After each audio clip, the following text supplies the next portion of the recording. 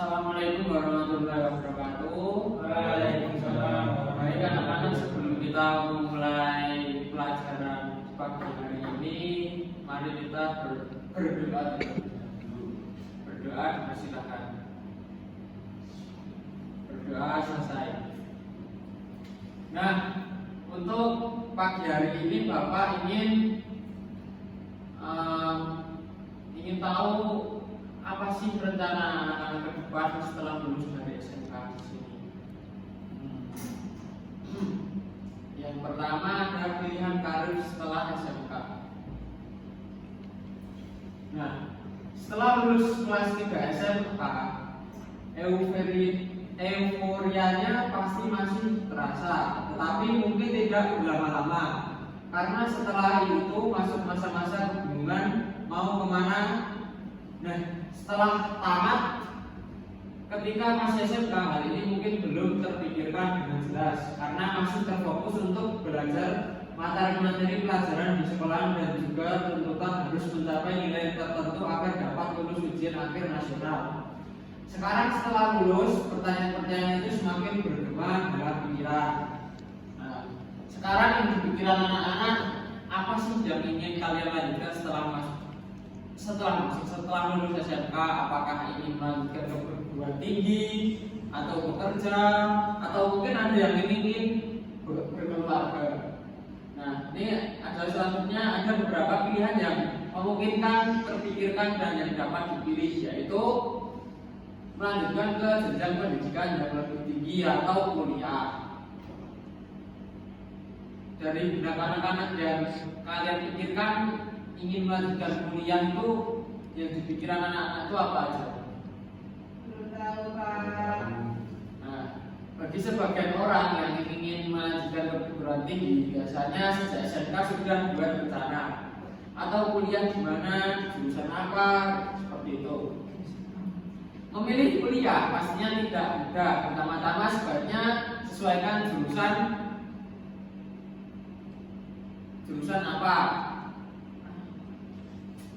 Pertama-tama sebaiknya sesuaikan jurusan yang dipilih dengan minat dan kemampuan anak-anak.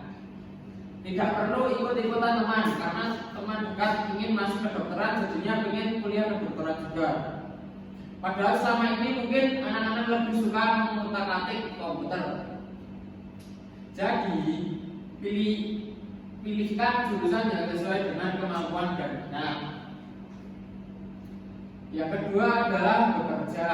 Nah, hal ini mungkin dipilih setelah melihat kondisi ekonomi keluarga yang kurang mendukung untuk melanjutkan ke perguruan tinggi, atau mungkin karena keinginan anak-anak sendiri agar segera mandiri secara ekonomi.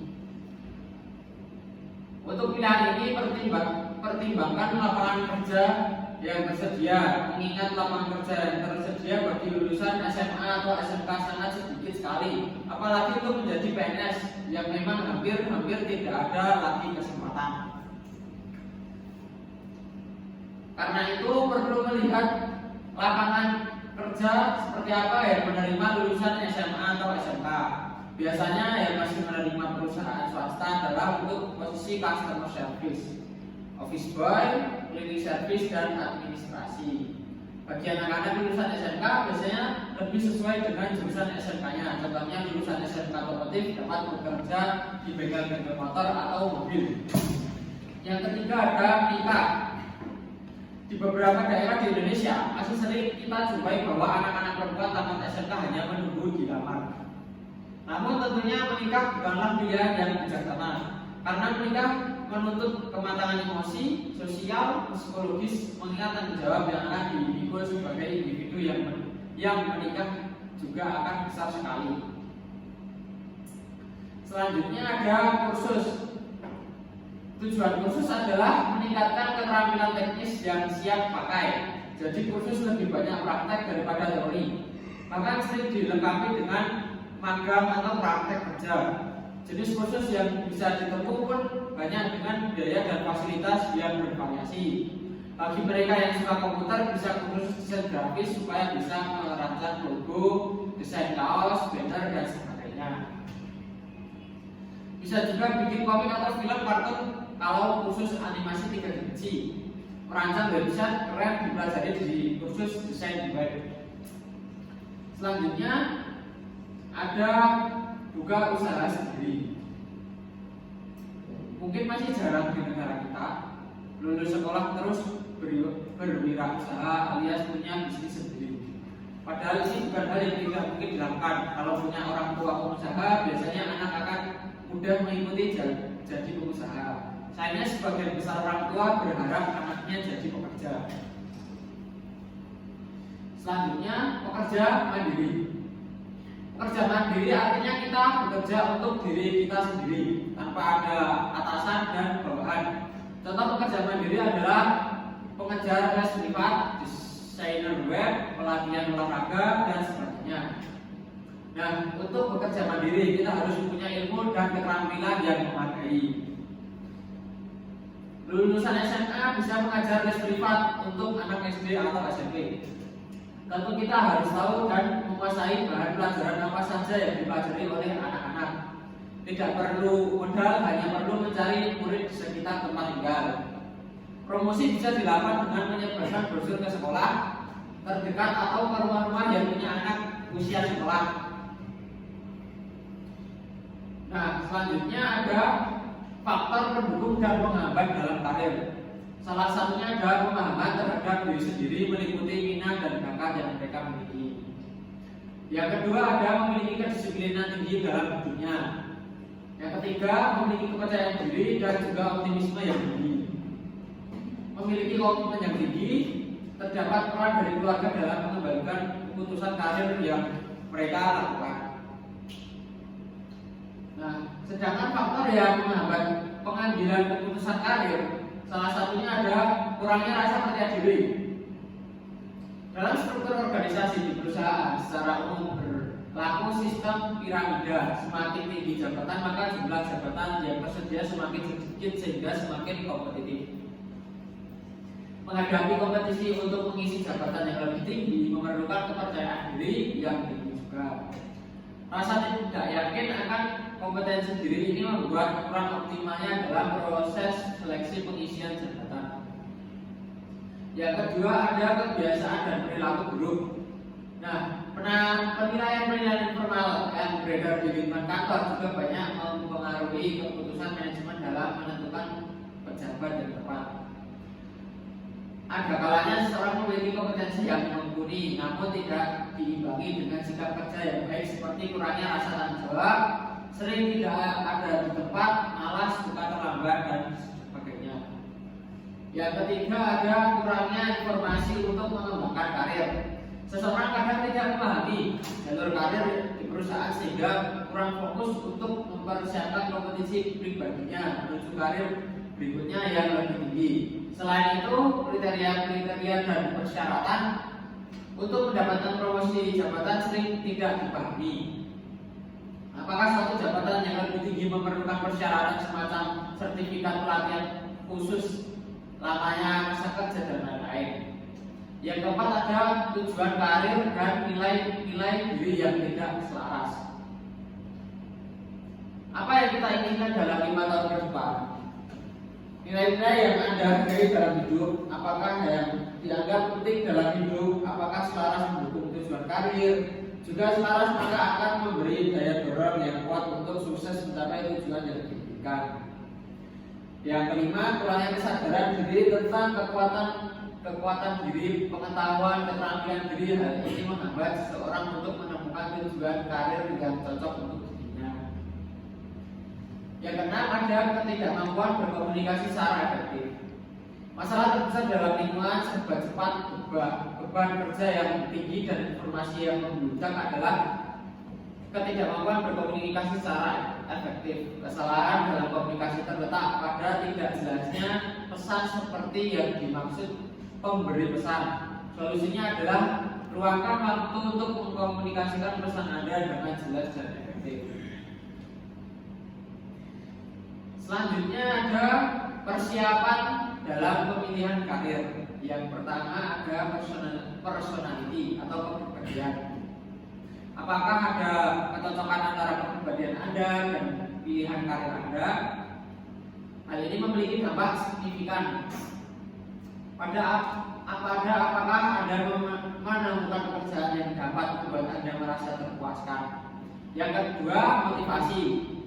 Ini adalah salah satu faktor yang paling penting bagi kepuasan karir jangka panjang. Temukan pekerja yang memotivasi Anda, maka Anda telah menemukan karir yang tepat. Motivasi yang luas mencakup berbagai topik seperti minat, sense of achievement atau sesuatu yang memberi Anda sebuah prestasi. Yang ketiga, faktor motivasi tak sadar. Yang selanjutnya ada skill atau keterampilan. Memiliki keterampilan yang lebih tepat adalah kunci untuk membuka pintu ke banyak karir. Keterampilan yang Anda peroleh adalah hasil dari kemampuan atau bakat bawaan yang dikembangkan oleh setiap pelatihan yang Anda terima. Selanjutnya ada values atau nilai-nilai. Hal ini memungkinkan termasuk gaya hidup yang Anda inginkan, keyakinan Anda, agama atau panduan etika yang Anda ikuti. Jenis organisasi atau orang yang ingin Anda kerja untuknya dan produk atau jasa yang Anda ingin berkontribusi di dalamnya. Selanjutnya ada constraints atau kendala. Kendala termasuk komitmen keuangan atau keterbatasan. Lokasi geografis di mana Anda dapat bekerja, tanggung jawab keluarga, catat fisik atau pembatasan serta kualifikasi atau pendidikan Anda. Yang selanjutnya ada ambition atau ambisi. Apa tujuan jangka panjang Anda? Ini mungkin termasuk pertanyaan seperti bagaimana dan kapan Anda ingin memulai menikah, berkeluarga dan menetap. Apakah Anda menginginkan satu pekerjaan tunggal seumur hidup atau memiliki pilihan yang mengubah karir? Apakah Anda akhirnya ingin mendirikan bisnis Anda sendiri atau menaiki tangga jabatan di dalam perusahaan besar? Kapan Anda ingin pensiun? Selanjutnya ada opportunity atau kesempatan. Memutuskan apa yang ingin Anda lakukan adalah tidak ada gunanya kecuali ada kesempatan bagi Anda untuk belajar. Anda dapat menemukan peluang melalui tindakan-tindakan seperti 1. Mencari melalui iklan untuk pekerja atau pelatihan kejuruan atau sponsor. Yang kedua, pendekatan perusahaan untuk melihat apakah ada kekosongan jabatan. Yang ketiga, networking melalui orang yang Anda kenal untuk mendapatkan referensi menciptakan bisnis sendiri. Selanjutnya, cara sukses dalam pemilihan karir. Yang pertama adalah sikap positif. Pelajari bagaimana cara bersikap yang baik. Aspek mana saja dalam hidup yang dikendalikan oleh sikap pribadi, bagaimana menantikan sikap sendiri dan apa strategi spesifik untuk mengubah sikap lebih positif. Hati-hati, sikap merupakan kebiasaan permanen dalam hidup. Jadi perhatikan sikap Anda jika ingin karir berjalan lancar. Yang kedua, percaya diri. Pahami cara mengeluarkan potensi diri dengan mengidentifikasi kemampuan dan bakat pribadi. Selain itu, Anda juga perlu membangun kekuatan akademis dan minat pribadi agar bisa memanfaatkan semua peluang dengan percaya diri. Yang ketiga, kebiasaan positif. Hilangkan kebiasaan-kebiasaan negatif dalam hidup dan melalui identifikasi berbagai cara yang dapat membuat hidup Anda semakin mudah dijalani. Ingat, kebiasaan positif dapat menjadi salah satu cara mencapai kesuksesan. Yang keempat, ada buat pilihan yang tepat. Nah, keseimbangan kehidupan kerja dan pribadi seringkali terganggu saat Anda terlalu sibuk di kantor. Lakukan pilihan bijak dalam menjaga keseimbangan hidup, mengingat baik karir dan kehidupan pribadi. Keduanya penting bagi Anda. Yang kelima, ada gunakan imajinasi kreatif. Perluas kemampuan Anda untuk menyelesaikan masalah dengan menggunakan imajinasi kreatif. Jangan salah, kreativitas merupakan kunci sukses dalam berkarir. Nah, yang selanjutnya ada gigi. Anda perlu menelusuri seluruh kemajuan dari berbagai proses yang telah dilakukan. Tingkatan fokus pada apapun tujuan yang ingin dicapai. Jangan lupa menambahkan koneksi dan selalu bersyukur terhadap berbagai pencapaian pribadi. Yang terakhir, punya tujuan. Bedakan antara keinginan dan target yang harus dicapai ketika berakhir. Buat komitmen, rencana, dan mulai beraksi. Pastikan Anda sampai ke target-target yang harus dicapai. Nah, Sekian pemaparan materi dari Bapak untuk hari ini. Selebihnya bila ada salah, Bapak mohon maaf. Wassalamualaikum Bapak. Bapak akhiri. Wassalamualaikum.